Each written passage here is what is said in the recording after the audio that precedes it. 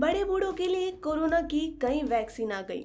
किशोरों के लिए वैक्सीन का ट्रायल चल रहा है, लेकिन अब तक बच्चों की कोरोना वैक्सीन क्यों नहीं आई है? क्या दवा कंपनियों ने बच्चों की वैक्सीन के ट्रायल और उसे बनाने में देरी की है? जबकि पूरी दुनिया को ये बात पता है कि बच्चों को कोरोना वैक्सीन देने से हर्ड इम्यूनिटी जल्दी आएगी, लोगों को कोरोना का खतरा कम होगा, हमारी अगली पीढ़ी इस खतरनाक महामारी से बची रहेगी। तो आइए जानते हैं बच्चों की कोरोना वैक्सीन आने में हुई देरी की वजह।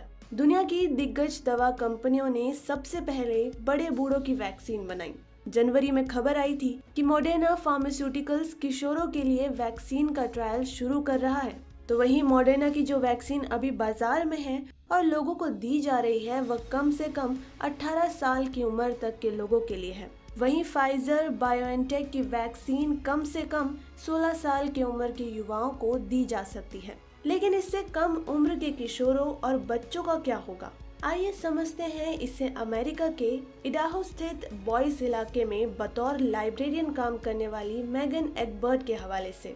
मैगन की 2 बेटियां हैं, एक 14 साल की और दूसरी 12 साल की। मैगन ने इन दोनों बेटियों को मॉडर्ना की वैक्सीन ट्रायल में रजिस्टर करवा दिया। अब दोनों बच्चियां अपने इलाके में सेलिब्रिटी बनी हुई है। मैगन को उम्मीद है कि उनकी बेटियों को किशोरों के लिए बन रही वैक्सीन की डोज सबसे पहले मिलेगी। उनका भविष्य सेहतमंद करने और कोरोना महामारी से बचाने के लिए मैगन ने उनका नाम वॉलंटियर्स की लिस्ट में जुड़वा दिया था। पर बच्चों का क्या? अमेरिका की फूड एंड ड्रग्स एडमिनिस्ट्रेशन ने कहा है कि बच्चों के लिए अलग से वैक्सीन होनी चाहिए। इसके लिए अलग से स्टडी होनी चाहिए। बच्चों की इम्यूनिटी उम्र के साथ विकसित होती है, साथ ही ये बहुत ज्यादा अप्रत्याशित होती है। इसलिए बच्चों की इम्यूनिटी कोरोना वायरस के हिसाब से अलग अलग रिस्पॉन्स करती है। उन पर जो साइड इफेक्ट्स होते हैं वो वयस्क लोगों पर नहीं दिखते। University of Maryland school of medicine centre for vaccination development and global health में पीडियाट्रिक्स के प्रोफेसर जेम्स कैम्बल कहते हैं कि बच्चों की इम्यूनिटी कोरोना वायरस के खिलाफ अच्छा प्रदर्शन कर सकता है। ये भी हो सकता है कि बुरा प्रभाव दिखा दे। जब तक बच्चों की कोरोना वैक्सीन के लिए सही से स्टडी नहीं की जाती है, उन्हें टीका नहीं दिया जा सकता। अमेरिका में बच्चों को लेकर पहले ये माना जा रहा था कि कोरोना महामारी इन्हें ज्यादा परेशान नहीं करेंगी, लेकिन 11 फरवरी 2021 तक के डेटा के अनुसार 30 लाख बच्चों में से 2.3% बच्चे कोरोना संक्रमित हुए।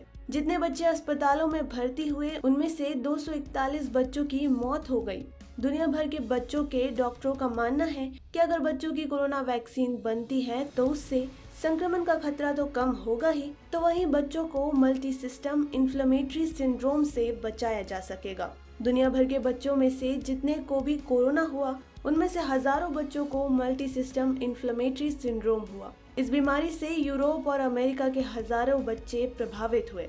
इसकी वजह से बच्चों के शरीर के प्रमुख अंग जैसे दिमाग, फेफड़े और दिल प्रभावित हुए।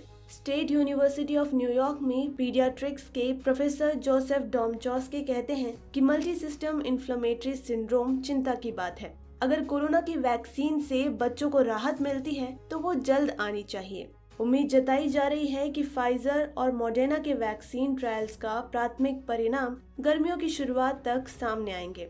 युवा बच्चों के संबंधित डेटा इस साल के अंत तक सामने आएंगे।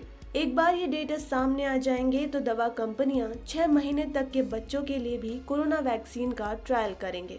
तो दोस्तों, आपको ये अपडेट कैसी लगी हमें कमेंट करके जरूर बताएं, और अगर आपको ये न्यूज़ पसंद आई तो लाइक और शेयर करें। सब्सक्राइब कीजिए हमारा चैनल लेटेस्ट और इंटरेस्टिंग न्यूज़ के लिए।